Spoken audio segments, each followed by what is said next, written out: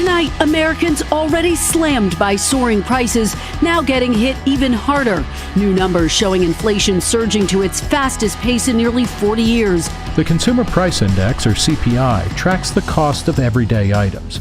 It's jacked up a whopping 6.8% in the last year, the biggest increase in almost 40 years. Gas is up 51%, beef is up 20%, and furniture by 11%.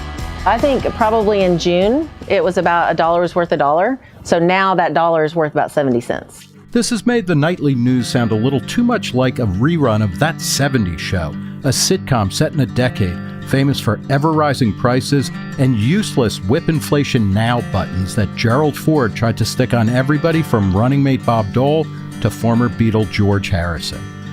Back in the 1970s, President Ford was better known for literally and figuratively stumbling than for his economic acumen, especially when it came to inflation, which soared into double digits shortly after he took office.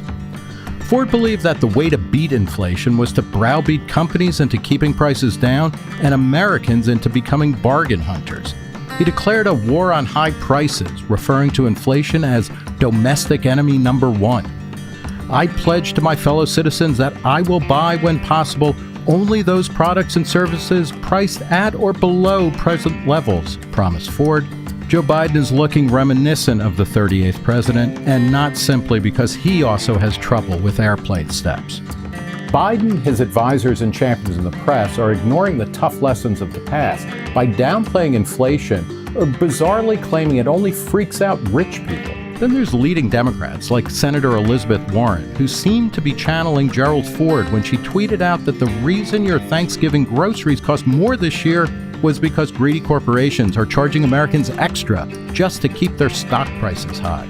Even worse, Biden and crew are delusionally pronouncing that we can tame inflation by pumping massive amounts of money into the economy, a course of action that will almost certainly make everything more expensive. What Ford, Biden, Warren, and Treasury Secretary Janet Yellen have in common is a failure to understand inflation's most important underlying cause, which the Nobel Prize-winning economist Milton Friedman was explaining with unique clarity back in the 1970s. Toward understanding the cause of inflation is to recognize that it is always and everywhere a monetary phenomenon. We've seen massive increases in government spending over the past 2 years, which have been paid for by printing money and historic increases in the money supply. And when you print money, it means that there are more dollars chasing the same amounts of goods and services, which causes prices to rise. In just the past 2 fiscal years, federal spending has swollen to nearly $7 trillion a year, up from about $4.5 trillion in 2019. That money has to be paid for eventually by the American people one way or another. Traditionally, that means higher taxes, cuts in services, and inflation, or a combination of the three. The real tax on the American people is what government spends. And politicians generally prefer printing money to raising taxes or cutting services. Inflation is a tax which is imposed without representation and which nobody has to vote for. And of course, it's a marvelous tax from the point of view of a congressman trying to meet the demands of his constituents for more spending.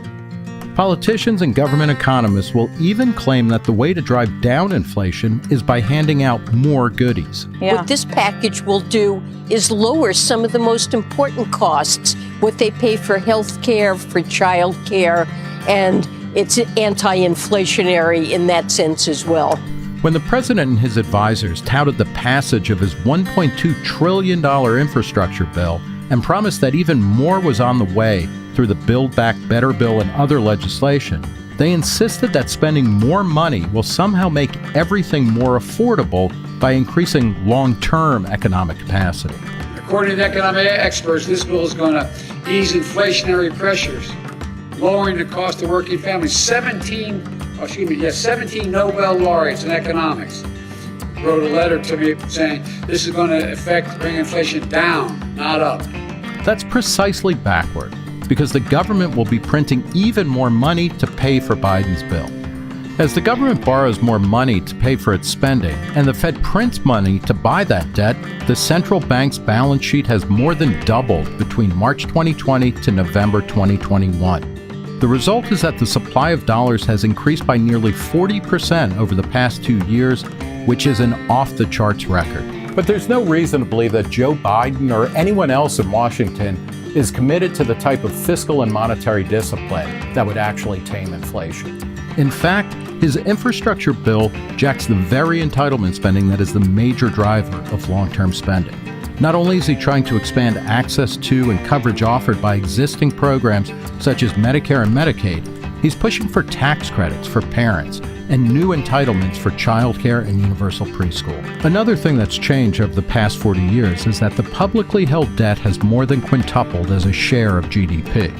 In 2022, the Congressional Budget Office predicts that interest payments on the debt will be 5.7% of total spending, and then it will more than double to 11.6% by 2031. And that's assuming interest rates stay low. Squeezing inflation out of the economy by hiking interest rates is never a popular political stance. Since it will absolutely devastate the government's balance sheet, it'll be even harder this time. Inflation is just like alcoholism.